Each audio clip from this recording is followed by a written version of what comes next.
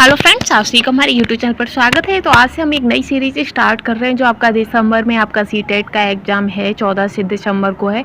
आपको बता दें कि पहली डेट आपकी 1 दिसंबर को रखी गई थी, लेकिन फिर की वजह से 15 दिसंबर कर दी थी। लेकिन अब फिर से चेंजमेंट हुआ है सीटेट की डेट को लेकर। अब आपका जो एग्जाम है वो 14 दिसंबर को होगा। साथ ही जैसे कुछ स्टेटों में जैसे अभ्यर्थियों की संख्या ज़्यादा होगी तो आपको 15 दिसंबर का भी एग्जाम होगा। अभी इस पर एकदम क्लियर माहौल नहीं लगी है, आगे आपको कोई भी नोटिफिकेशन आ सकता है। उसी के साथ हम आपको बताएं कि आज से हम आपका बाल विकास और शिक्षा शास्त्र का चैप्टर वाइज अध्ययन करने वाले हैं, जो कि आपका एनसीईआरटी पाठ्यक्रम पर आधारित है। और ये यूपी टेट और सीटेट दोनों के लिए ही बहुत ज़्यादा इंपॉर्टेंट है। आपको बता दें कि यूपी में भी बहुत जल्द शिक्षक भर्ती आपको देखने को मिलेगी, जिसमें आपका टेट मांगा जाएगा। तो टेट के लिए काफ़ी इंपॉर्टेंट कंटेंट रहेगा। ठीक है, तो चलिए हम स्टार्ट करते हैं। और ये जो क्लास है आपकी, ये 1 to 5 एवं 6 to 8 के सभी अभ्यर्थियों के लिए काफ़ी इंपॉर्टेंट है। आप जैसे देख सकते हैं कि बाल विकास में जैसे आपका आएगा शिक्षा मनोविज्ञान, ये सब टॉपिक आएंगे। इसमें क्लियर दे रखा है आपका, तो हम चैप्टर वाइज आपको कराते हुए चलेंगे। ठीक है फ्रेंड्स, तो चलिए हम स्टार्ट करते हैं, अपने टॉपिक पर चलेंगे। स्क्रीन पर हैं, इसमें आपके जैसे यूपी टेट और सी टेट के जो आपके पिछले ईयर्स में, और एमपी टेट है, उत्तराखंड टेट है, जितने भी टेट है एग्जाम्स होते हैं आपके प्रत्येक अलग अलग स्टेट में, उनमें जितने भी क्वेश्चंस पूछे गए हैं बाल मनोविज्ञान से संबंधित, वो सभी इसमें लिए गए हैं। ठीक है, तो इसमें हमारा जो पहला चैप्टर है वो आता है आपका बाल विकास, और बाल विकास में भी आता है शिक्षा एवं मनोविज्ञान। तो शिक्षा एवं मनोविज्ञान से संबंधित हमारे एग्जाम्स में किस तरीके के क्वेश्चन पूछे गए हैं वो हम सभी देख लेते हैं। तो पहला क्वेश्चन है आपका कि प्रथम मनोवैज्ञानिक प्रयोगशाला की स्थापना किसने की थी। तो आपको बता दें कि जो प्रथम मनोवैज्ञानिक प्रयोगशाला की जो स्थापना है वो आपकी वुंट ने की थी। किसने की थी? वुंट ने की थी। तो ये आपका ऑप्शन सी करेक्ट हो जाता है। साथ ही इससे संबंधित पूरी जानकारी भी दे देते हैं कि जर्मनी के चिकित्सक, दार्शनिक, अध्यापक और विलेहम मैक्सिमिलियन वुंट को आधुनिक मनोविज्ञान का जनक माना जाता है। आधुनिक मनोविज्ञान का जनक किसे कहते हैं? तो वुंट को कहते हैं। ठीक है, और वुंट ने मनोविज्ञान को विज्ञान माना है, और उन्होंने सबसे पहले अपने आप को मनोवैज्ञानिक कहा। साथ ही वे प्रायोगिक मनोवैज्ञानिक के जनक माने जाते हैं। प्रायोगिक जो मनोवैज्ञानिक के जो जनक है वो कौन है? तो वुंट है, और वुंट ही आपके आधुनिक मनोविज्ञान के जनक है। ठीक है, आगे है कि सन 1879 में लिपजिंग विश्वविद्यालय में मनोविज्ञान की पहली प्रयोगशाला खोली गई थी। कहाँ खोली गई थी? लिपजिंग विश्वविद्यालय 1879 में प्रथम मनोविज्ञान की प्रयोगशाला खोली गई थी। ठीक है, और जो मनोविज्ञान है वो एक स्वतंत्र विद्या यानी स्वतंत्र सब्जेक्ट के रूप में देखा गया था। ठीक है, आगे है आपका नेक्स्ट क्वेश्चन कि छात्र अधिगम का वर्क मॉडल किनके द्वारा प्रस्तावित किया गया है। जो वर्क मॉडल है वो आपका नील फ्लेमिंग के द्वारा प्रस्तावित किया गया था, नील फ्लेमिंग के द्वारा। ठीक है, और कब? तो 1987 में ये किया गया था। और इसका जो शोध किया गया था वो कहाँ? तो लिंकन विश्वविद्यालय में इसका शोध किया गया था। ठीक है, आगे हम बढ़ते हैं। तो आगे है आपका कि शिक्षा मनोविज्ञान की उत्पत्ति का वर्ष कौन सा माना जाता है। तो शिक्षा मनोविज्ञान की उत्पत्ति का जो वर्ष है वो आपका 1889 को माना जाता है। और ये किसने प्रयास किया था? तो स्टैनली हॉल ने इसका प्रयास किया था। ठीक है, आगे हम बढ़ेंगे। तो आगे आपका नेक्स्ट क्वेश्चन रहेगा कि शिक्षा मनोविज्ञान का संबंध किससे नहीं है। तो आपको बता दें कि जो संचार माध्यमों का जो अध्ययन होता है उसका संबंध आपका मनोविज्ञान से नहीं है। ठीक है, आगे है आपका कि निम्नलिखित में से कौन शिक्षा मनोविज्ञान की प्रकृति है। तो शिक्षा मनोविज्ञान की जो प्रकृति होती है वो विद्यात्मक विज्ञान है। कैसा है? विद्यात्मक विज्ञान है। ना तो ये कला है और ना ही ये पूर्ण विज्ञान है, बल्कि कला और विज्ञान ये दोनों ही है। ठीक है, आगे आता है कि शिक्षा मनोविज्ञान की दृष्टि से निम्नलिखित में से कौन सा कथन सत्य है। तो इन्हें हमें पढ़ना है, उसके बाद आंसर बताना है। तो आपका पहला ही रहेगा कि जो बच्चे होते हैं वो अपने ज्ञान का स्वयं सृजन करते हैं। ठीक है, आगे हम बढ़ेंगे। तो आगे नेक्स्ट क्वेश्चन आता है आपका कि एक शिक्षक को अपने विद्यार्थियों की क्षमताओं को समझने का प्रयास करना चाहिए। निम्नलिखित में से कौन सा क्षेत्र इस उद्देश्य के साथ संबंध है। तो ये जो शिक्षक है वो अपने विद्यार्थियों की क्षमताओं को समझने का प्रयास करना चाहिए। तो ये आपका शिक्षा मनोविज्ञान से संबंधित टॉपिक आता है। ठीक है, आगे बढ़ेंगे हम कि शिक्षा मनोविज्ञान है। तो शिक्षा मनोविज्ञान क्या है? तो ये आपका मानव विज्ञान है। क्या है?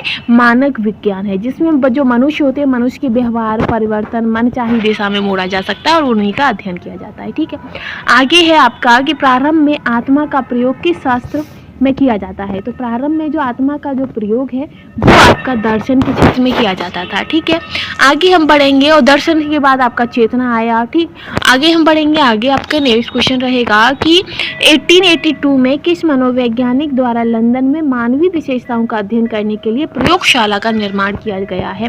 तो जो प्रयोगशाला का जो निर्माण है वो आपका अल्फ्रेड बिने ने किया था। किसने किया था? अल्फ्रेड बिने ने। ठीक है, नेक्स्ट है इसी के साथ कि शिक्षा मनोविज्ञान का अध्ययन अध्यापक को इसलिए करना चाहिए क्यों? कि शिक्षा मनोविज्ञान का अध्ययन क्यों करना चाहिए? ताकि जो वो अध्ययन है वो हमें सहायता करता है। किसके लिए? तो शिक्षण को अधिक प्रभावशाली बनाने में वो हमारा सहायता करता है। ठीक है, इसी के साथ नेक्स्ट है कि निम्न में से कौन सी शिक्षा मनोविज्ञान की सर्वाधिक व्यक्तिनिष्ठ विधि है? तो जो अंतरदर्शन विधि होती है ये आपकी सबसे ज़्यादा व्यक्तिनिष्ठ विधि है। ठीक है, आगे है कि निम्नलिखित में से कौन सा विकल्प शिक्षा मनोविज्ञान की एक सीमा है? तो ये जो वैयक्तिक विभिन्नताओं की जो समस्याएं होती है ये आपका एक शिक्षा मनोविज्ञान की एक कड़ी है। ठीक है, आगे है कि प्रयोगात्मक विधि को सर्वप्रथम प्रस्तावित किया था। तो जो प्रयोगात्मक विधि को जो सबसे पहले प्रस्तावित किया था तो विलियम वुंट ने किया था। ठीक है, आगे हम बढ़ेंगे तो आगे चलेंगे तो आगे आपका नेक्स्ट क्वेश्चन आएगा कि मनोविज्ञान का शिक्षा के क्षेत्र में सबसे बड़ा योगदान है। तो सबसे बड़ा योगदान क्या है? कि बाल केंद्रित शिक्षा है। आज की जो शिक्षा है वो बाल केंद्रित शिक्षा है, लेकिन पहले जो गुरुकुलों वगैरह में जो पढ़ाई होती थी वो बाल केंद्रित नहीं होती थी, बल्कि टीचर्स केंद्रित होती थी, शिक्षक केंद्रित होती थी। लेकिन आज की क्या है? बाल केंद्रित है। बालक को सबसे पहले केंद्र में रखा जाता है। ठीक है, आगे हम बढ़ेंगे तो आगे आता है कि मनोविज्ञान प्रारंभ में किस विषय का अंग था? तो जो मनोविज्ञान है वो पहले दर्शन शास्त्र था। ठीक है, क्या था? दर्शन शास्त्र। ठीक, आगे है कि पारिस्थितिकी प्रणाली सिद्धांत जो मूल रूप से उरी ब्रोफेनर द्वारा तैयार किया गया है 4 प्रकार के नेस्टेड पर्यावरण प्रणालियों को निर्दिष्ट करता है, उन्हें भी कहा जाता है। तो उन्हें क्या कहा जाएगा? तो उन्हें मानव पारिस्थितिकी कहा जाएगा। क्या? मानव पारिस्थितिकी। ठीक है, आगे हम बढ़ते हैं तो आगे आपका 18 क्वेश्चन आता है कि औपचारिक वातावरण में होने वाले अधिगम का द्वारा अध्ययन किया जाता है। तो कैसे? तो शिक्षा मनोविज्ञान के द्वारा उनका अध्ययन किया जाता है।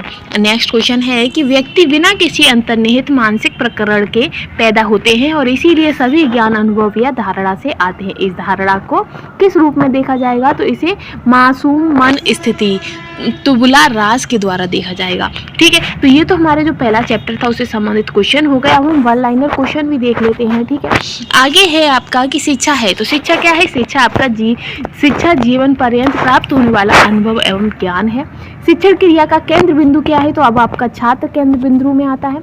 शिक्षा वह है जो मुक्ति दिलाए, यह सा विद्या या विमुक्ति। तो ये किसने कहा था? तो ये जो कथन है वो शंकराचार्य का कथन है। ठीक है, नेक्स्ट आता है कि मनुष्य की अंतर्निहित पूर्णता को अभिव्यक्त करना शिक्षा है। तो मनुष्य की जो अंतर्निहित पूर्णता को अभिव्यक्त करना ही शिक्षा, ये किसने कहा है? तो ये स्वामी विवेकानंद जी ने कहा था। ठीक है, इसी के साथ नेक्स्ट आता है कि शिक्षा का अर्थ उन सर्वमान्य विचारों को विकसित करना है जो प्रत्येक मनुष्य के मस्तिष्क में विलुप्त होती है। ये किसने कहा है? तो ये सुकरात ने कहा है। ठीक है, इसी के साथ नेक्स्ट है कि स्वस्थ शरीर में स्वस्थ मस्तिष्क का निर्माण करना ही शिक्षा है। ये किसने कहा है?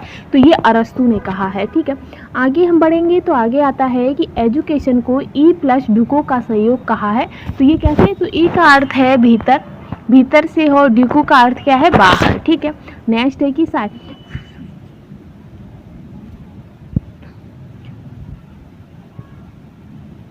जो साइक है, साइक का अर्थ क्या होता है? तो इसका अर्थ होता है आपका आत्मा। और साइकोलॉजी का अर्थ क्या है? तो आत्मा का विज्ञान। साइकोलॉजी का अर्थ क्या होता है? आत्मा का विज्ञान। ठीक है, आगे है कि विद्या से अमृत की प्राप्ति होती है। ये कहाँ उल्लेख है? तो जो यजुर्वेद है, यजुर्वेद में क्लियर कहा गया है कि विद्या से ही अमृत की प्राप्ति होती है। शिक्षा कैसा विज्ञान है? तो शिक्षा आपका नियामक विज्ञान है। ठीक, मनोविज्ञान की प्रकृति होती है। तो मनोविज्ञान की प्रकृति कैसी होती है? वैज्ञानिक होती है। किसके अनुसार मनोविज्ञान चेतना का विज्ञान है? तो जो जेम्स हैं उन्होंने मनोविज्ञान को चेतना का विज्ञान कहा है।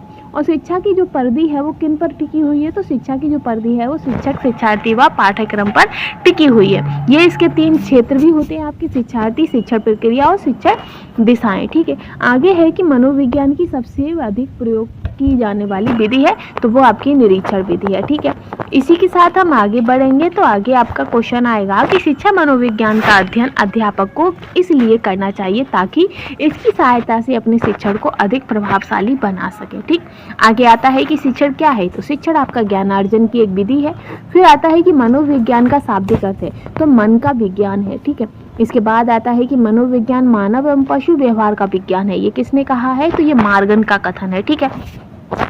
आगे हम बढ़ते हैं, तो आगे है आपका कि शिक्षा मनोविज्ञान में अध्ययन किया जाता है, तो शिक्षा मनोविज्ञान में आपका मानव व्यवहार की शैक्षणिक परिस्थितियों का अध्ययन किया जाता है, ठीक है। आगे आएगा कि मनोविज्ञान से क्या तात्पर्य है, तो मनोविज्ञान से तात्पर्य है व्यवहार का विज्ञान, ठीक। नेक्स्ट है कि मनोविज्ञान व्यक्ति के व्यवहार एवं आचरण का यथार्थ विज्ञान है। ये किसने कहा है, तो ये जो कथन है ये आपका मैकडूगल का है, और मैकडूगल के अनुसार जो मूल प्रवृत्तियों की संख्या है वो कितनी है, तो 14 मूल प्रवृत्तियां हैं, ठीक है। इसके बाद आता है कि शिक्षा को मनोवैज्ञानिक आधार की आवश्यकता क्यों होती है, तो ये आपके बालकों के आंतरिक एवं बाह्य गुणों को पता लगाने तथा शैक्षिक समस्याओं के समाधान हेतु मनोवैज्ञानिक के आधार की आवश्यकता होती है, ठीक है। इसके बाद आता है कि शिक्षा की दृष्टि से बालक की महत्वपूर्ण आवश्यकता है, तो बालक की महत्वपूर्ण आवश्यकता क्या है, तो बालकों के साथ मनोवैज्ञानिक व्यवहार की आवश्यकता है, ठीक है। आगे आता है कि शिक्षा मनोविज्ञान शिक्षण विधियों के चयन में शिक्षक की सहायता करते हैं, तो कैसे, ये कथन आपका स्किनर का है। मनोविज्ञान है तो ये आपका विधायक विज्ञान है। निरीक्षण विधि में क्या किया जाता है, तो निरीक्षण विधि में दूसरों का अध्ययन किया जाता है, ठीक है। तो फ्रेंड्स आज का टॉपिक हमारा यहीं समाप्त होता है। आई होप आपका वीडियो आपको पसंद आई होगी। नेक्स्ट टॉपिक हमारा रहेगा सीडीपी में विकास की अवधारणा और अधिगम के साथ उनका संबंध। आई होप अगर आप ये वाली क्लास कंप्लीट कर लेते हैं तो आपको बहुत ही बेहतर तरीका मिल जाएगा आपको एग्जाम में क्लियर करने के लिए। और साथ ही ऐसी ही लेटेस्ट वीडियो के लिए चैनल को लाइक शेयर एंड सब्सक्राइब करना बिल्कुल भी ना भूलिएगा। आज के लिए बस इतना ही। Thanks for watching.